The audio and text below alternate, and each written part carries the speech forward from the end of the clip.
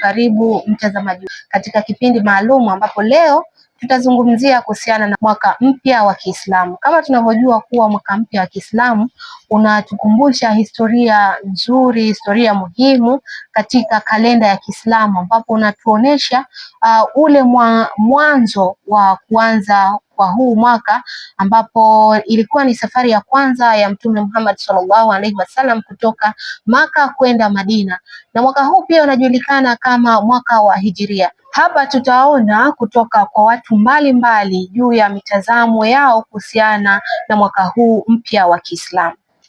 Okay, naitwa Hassan Said, ni mkazi wa Bububu.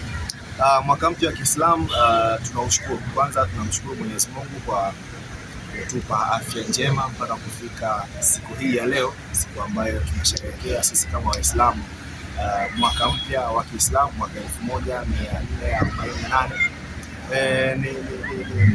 Ulikuwa ni mwaka ambao ulikuwa ni mzuri, mwaka ambao ulikuwa ni mwema of course, na kikubwa ni kwamba tunapaswa kuzidi kumuomba Mwenyezi Mungu, tunapaswa kuzidi kufanya ibada, tunapaswa kuzidi kuendelea kufanya matendo mema, kwa sababu mwisho wa siku matendo yetu mema ndio matendo ambayo yatakwenda kutubeba mbele akhera. Kwa hiyo ni hivyo wito kwa Waislamu wenzangu, lakini pia na kwa jamii kwa jumla, tutumie wakati wetu huu ambao tupo duniani kufanya matendo mema, kwa sababu ndio hayo ambayo yatatubeba sisi mbele akhera inshallah. Jina anaitwa Hafsa Juma. Kwa upande wangu mimi ni uelewa kuhusiana na mwaka mpya, ni mwaka ambao sisi Waislamu tunasherehekea, ambapo mwaka huu hutukumbusha ile hijra ya kwanza ya Bwana Mtume Muhammad sallallahu alaihi wasallam katika kuhama yeye na maswahaba wake ama wafuasi wake kutoka Maka kwenda Madina.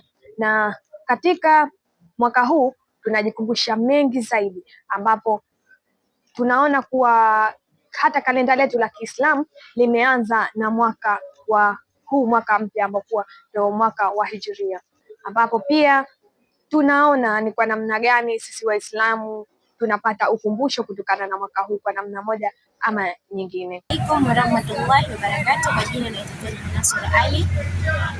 Mimi kwa upande wangu katika kuzungumzia mwaka mpya wa Kiislamu, kwanza nashukuru Mungu kuona mwaka mpya tena wa Kiislamu. Kwanza kwani kuna wanatamani kuona mwaka huu mpya hawajauona kwa makaburini. Pia cha pili, yani katika kuzungumzia, alhamdulillah tumepokea vizuri. Tumepokea mwaka mpya kwa mvua. Mtu anasikitika mvua, lakini tupata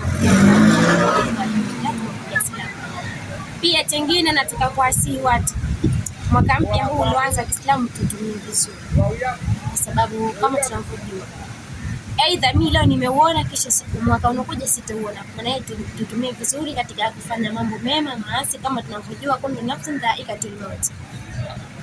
Na tengine tufanye ibada kwa wingi, ili maana kuna kesho, kuna leo na kesho. Leo imepita, kesho kesho ikoje, na tunaanza kujiandaa mapema hapa duniani, ahera malipo. Kwa hiyo tujiandae kila kitu na tujiandae na ahera kwa kufanya mambo mema. Mwaka mpya yani tutumie vizuri, tusitumie kama miaka mingine iliyopita. Wengine hatujui tulitumia vipi miaka, hatujui tumefanya dhambi ngapi. Kwa hiyo mwaka huu tutumie vizuri katika kutubu, katika kufanya mambo mbalimbali alikuwa mema.